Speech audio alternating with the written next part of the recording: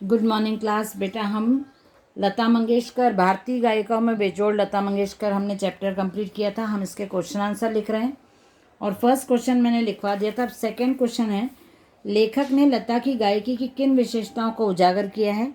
आपको लता की गायकी में कौन सी विशेषताएं नजर आती हैं? अच्छा, ये क्वेश्चन भी हमारा हो गया है। सॉरी, ये सेकंड क्वेश्चन भी हमारा हो गया था कंप्लीट, अभी आपने बोला, ठीक है, समझ में आ गया।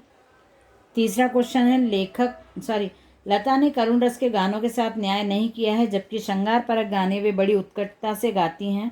इस कथन से आप कहाँ तक सहमत हैं? मतलब जो कथन है, इसलिए भी मैं ओन वर्ड्स में लिखवा भी रही हूँ और आपको एक्सप्लेन भी कर देती हूँ।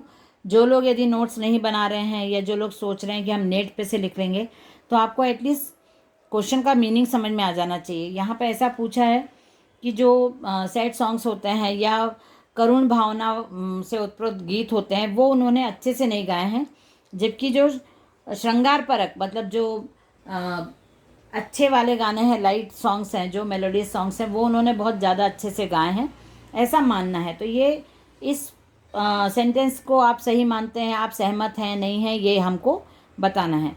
तो आप यहाँ पे लिख लीजिए, लता ने करुण रस के गानों के साथ साथ लता ने लिखने के बजाय आप लिखिए, लता ने करुण रस के गानों के साथ न्याय नहीं किया। इस कथन से मैं सहमत नहीं हूँ। इस कथन से मैं सहमत नहीं हूँ, क्योंकि मेरा मानना है कि सत्य तो यह है कि श्रृंगार परक गाने में लता का स्वर अद्वितीय है। क्योंकि मेरा मानना है कि श्रृंगार परक गाने में लता का स्वर अद्वितीय है, किंतु करुण रस के गीत भी उन्होंने भावपूर्ण रूप में गाए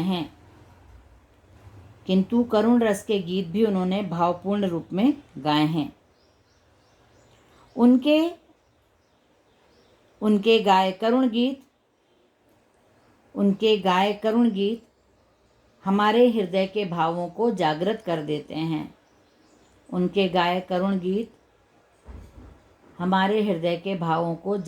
देते हैं। ये थर्ड क्वेश्चन है। फोर्थ क्वेश्चन है हमारा, संगीत का क्षेत्र ही विस्तीर्ण है, वहाँ अब तक अलक्षित, असंशोधित और अदृष्टिपूर्व ऐसा खूब बड़ा प्रांत है, तथापि बड़े जोश से इसकी खोज और उपयोग चित्रपट के लोग करते चले आ रहे हैं। इस कथन को वर्तमान फिल्मी संगीत के संदर्भ में स्पष्ट कीजिए। मैंने आपको इसके पहले भी बोला कि अभी नया हमको जो बुक लगी है, इसके वर्ड्स जो हैं वो थोड़े कठिन हैं, टफ हैं, इसलिए आपको उसका मीनिंग, क्वेश्चन का मीनिंग या जो भी हम आंसर लिख रहे हैं, तो रटा रटाया नहीं होके यदि आप मीनिंग समझ जाओगे तो आप भूलोगे भी नहीं, आप लिख पाओगे ओन वर्ड्स में। आपको इसलिए मैं आपको बार बार पाठ को पढ़ने का बोलती हूँ कि पाठ पढ़ लोगे ना आप, तो आप इजीली लिख पाओगे। तो यहाँ पे जैसे दिया है, विस्तीर्ण है, संगीत का क्षेत्र ही बड़ा विस्तीर्ण है, मतलब विस्तीर्ण,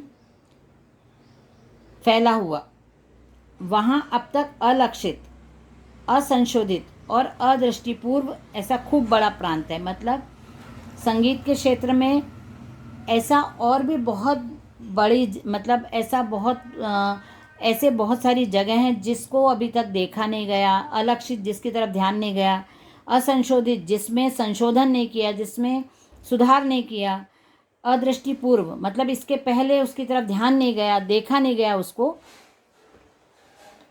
वो हमको बताना है।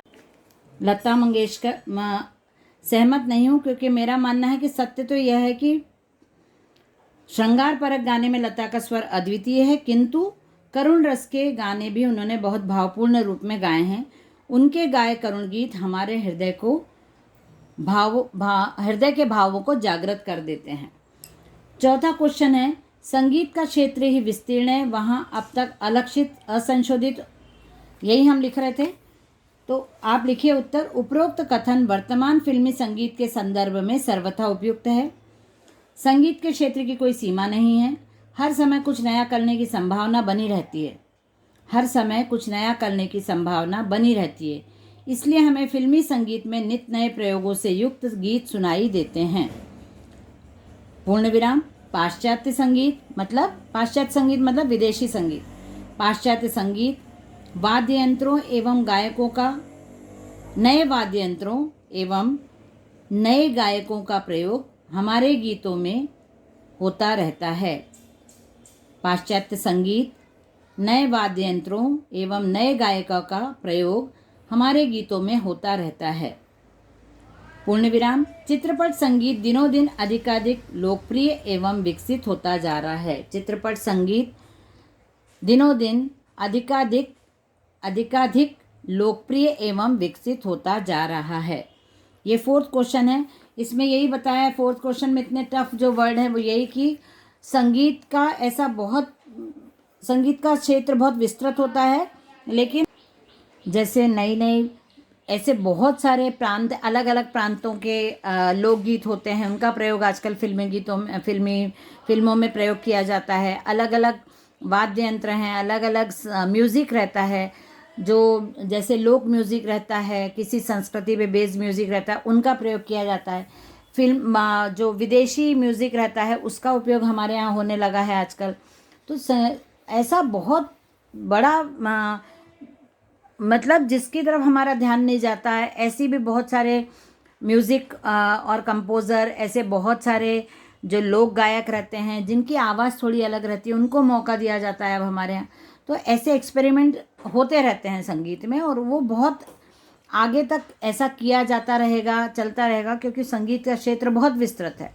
इससे लोगों को अनुभव भी होते हैं, सीखते भी हैं, नई नई धुनें मिलती हैं, नए गाने मिलते हैं जो हमारे लिए बहुत अच्छे और उपयोगी होते हैं। ये फोर्थ क्वेश्चन था। फिफ्थ क्वेश्चन है आपका, चित्रपट संगीत ने लोगों के कान बिगाड़ दिए। अक्सर यह आरोप लगाया जाता रहा है। इस संदर्भ में कुमार गंधर्व की राय और अपनी राय लिखें।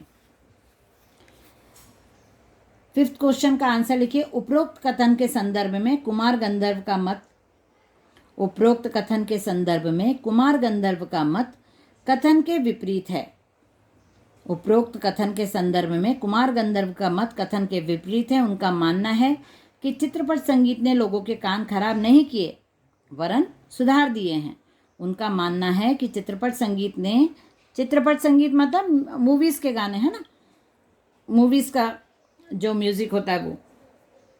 चित्रपट संगीत ने लोगों के कान खराब नहीं किए वरन सुधार दिए हैं। चित्रपट संगीत के माध्यम से ही लोगों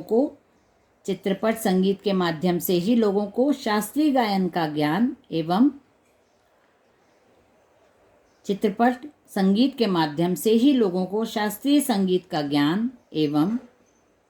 शास्त्रीय संगीत का ज्ञान एवं उसमें रुचि उत्पन्न हुई है। मेरा मत भी कुमार गंधर्व के मत से सम्मत है। या तो सहमत लिख लो या सम्मत लिख लो। चित्रपट संगीत का लयकारी एवं मधुर संगीत सभी लोगों के जीवन में आनंद का अनुभव भर देता है। ये हमने कंप्लीट किया। क्वेश्चन 1 2 3 4 5 कंप्लीट हो गए हैं। क्वेश्चन नंबर 6 है, शास्त्रीय एवं चित्रपट दोनों तरह के संगीतों के महत्व का आधार क्या होना चाहिए? कुमार गंधर्व के संबंध में क्या राय है और आप स्वयं क्या सोचते हैं? तो आप लिखिए, कुमार गंधर्व के अनुसार शास्त्रीय एवं चित्रपट दोनों तरह के संगीतों के महत्व का आधार उसकी मधुरता के सामर्थ्य में है। कुमार गंधर्व के अनुसार शास्त्रीय एवं चित्रपट दोनों तरह के संगीतों का महत्व का आधार उसकी मधुरता के सामर्थ्य में है। यदि शास्त्रीय संगीत रंजक न हो तो वह नीरसता का अनुभव देगा।